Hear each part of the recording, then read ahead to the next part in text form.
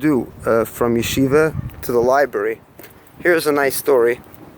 There's a resident or two that made a pop-up library by a street junction down the hill for people to just borrow books, to donate books. You'll see it's right down that hill, and I'm going to use the stairs. So I borrowed one book by Jay Gould. It's called I Have Landed, about science history.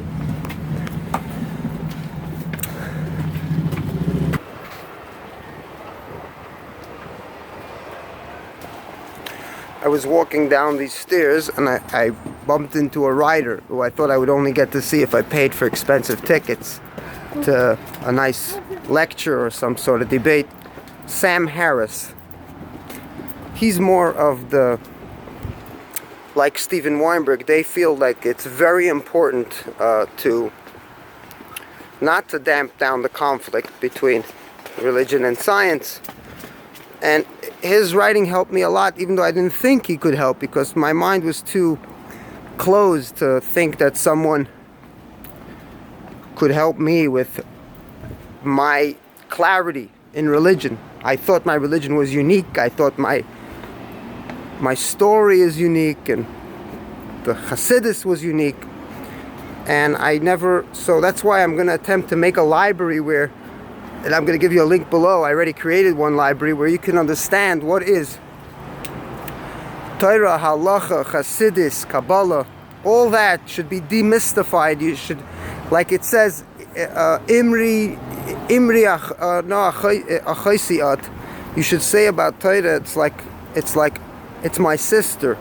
Just like the halacha of you're not allowed to marry your sister is so pashut on you. You should know it like Ashrei. You should know it immediately.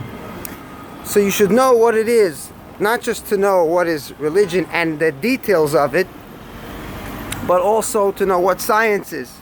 And all that, I'm going to give you a link to understand that.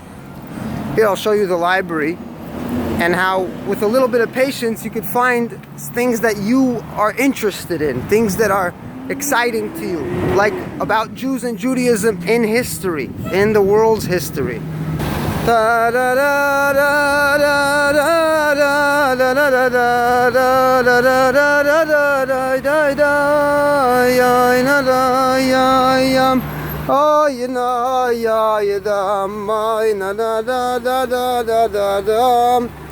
So when I first looked at it, I thought, there's nothing here that's really Jewish and interesting to me. When I would be walking here 7 or 8 years ago, I was not interested in science or biology. How would I look at this little, small, limited amount of books at an opportunity? Because the trick of this library is everybody has audio books for free on the internet, and libraries where you can borrow books. So you have so much access to media. The trick here is to get you to think. It's almost like miftzayim, like when you stop someone and you try to remind him and inspire him and encourage him and guide him, and just pull a 1 minute of opportunity to get the person to focus on something that you find to be important. And sometimes people forget, but it's just as important. So I saw one by Philip Roth, Shabbat's Theater. It has nice, funny, interesting stories. Here's a book by Richard Dawkins, which I finished, and it's very helpful and a lot of good information, and especially the story of Eduardo Martara. Let's see if I can find it. On the cover of the book, someone wrote this, but this book sucks. Read it so you know what a shit book is. So it's interesting. He's arguing that why there certainly is no God, and why religion is harmful, and a deeply religious non-believer, right? He speaks about Carl Sagan.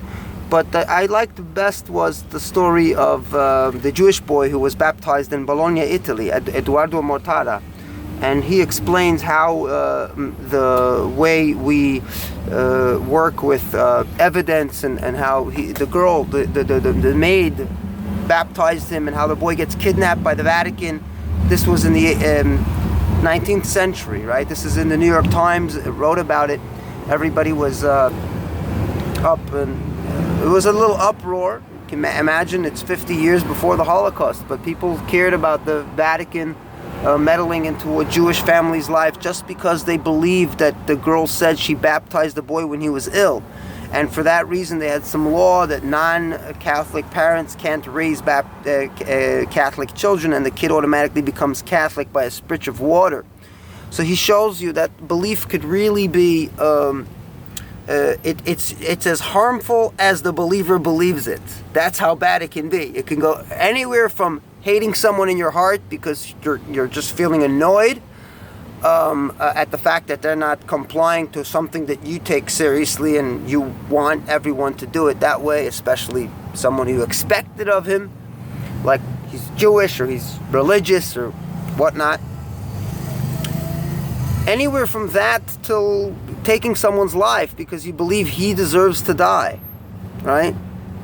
If you look at the police blotter, you'll see most of the crime is not because people were afraid or anything, but they believed that what they were doing was the person deserved to die, all these passion crimes.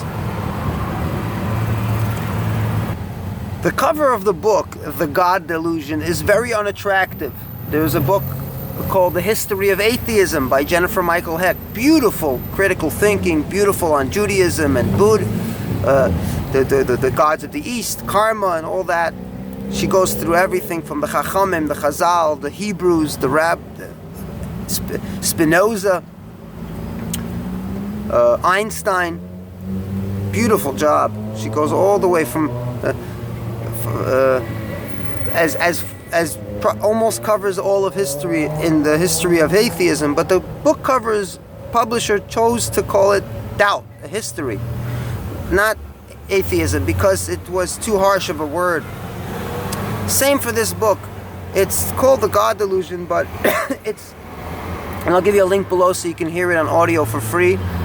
It's more of a history of religion and morality and human thinking. But this is very interesting. The person who wrote this probably I can't tell if it's a boy or a girl or what type and who wrote.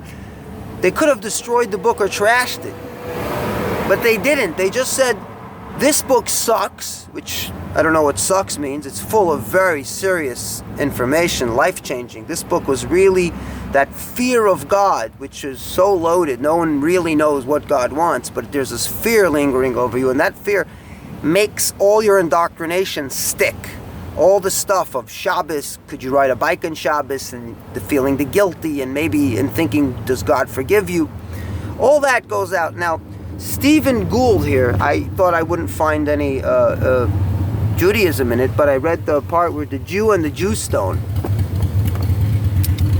Stephen Gould is, when he was pressed and this is the book I'm returning, he was pressed by, or asked directly by Skeptic magazine if he was an agnostic or an atheist, and he chose the respectful, I'm an agnostic, which is widely misinterpreted. He said, if I had to bet on it, it would probably be certainly that there is no God. But he said what Huxley said, that the best position is an agnostic, and that's true, because if you're naturally an agnostic from your, and you're not someone who doubts that maybe there is, because that's what most believers are. They're betting the wrong way, but they certainly don't know. But they're choosing they're choosing to actually buy into a bunch of rituals and superstitions and demands. So the agnostic says it's basically a waste of time to argue either way, which is what the atheist would say.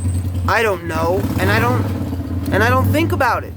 I don't think much. I don't think about God much. There is a story about the Litvish, a Hasidic story, told from the Hasidic lens, that the Litvish boy said that he never thought about God because when he was pressed about a dream he had about God, and then someone said, you were thinking about God by day, a dream that he had that God died. So it was he had to prove that he wasn't thinking about that by day, because why would you even be conscious about such a horrible thing? And he said, I wasn't thinking. I'm busy all day. I'm davening. I'm learning. I never had time to think about God. So you even have this concept inside religion itself, inside orthodoxy. But the scientist says, I don't think much about God to think whether I believe in him or not. And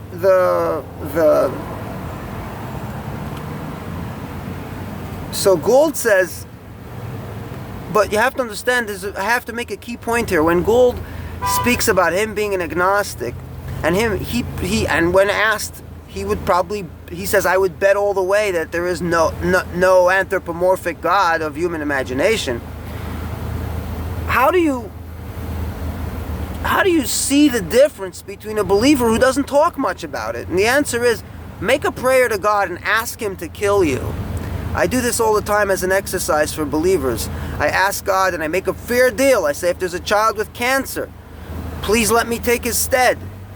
And the believers get shaken up. That's the difference between someone who's an agnostic and someone who says, well, I'm also faced with the same contradictory evidence in this natural world, so what's the real big difference? And he puts on a suit and tie, walks around, makes himself look educated, when he's not using education to free himself from his conflict and his fears and his bounds and his slavery to his childhood indoctrination and imagination. And fear of ghosts, for that matter. So that's how you pull something out of the water. You see what kind of fish is pulling on your string. You go, oh, look at this guy. If you want to see what it's like to be free and not to be free, I can make that key point and show you the difference. There's a book here also that probably years ago I would find it to be the only book I would read. It's if you have trouble with focusing. So it's Driven to Distraction. It's written by a doctor who himself says he has attention deficit disorder. Something that people could use for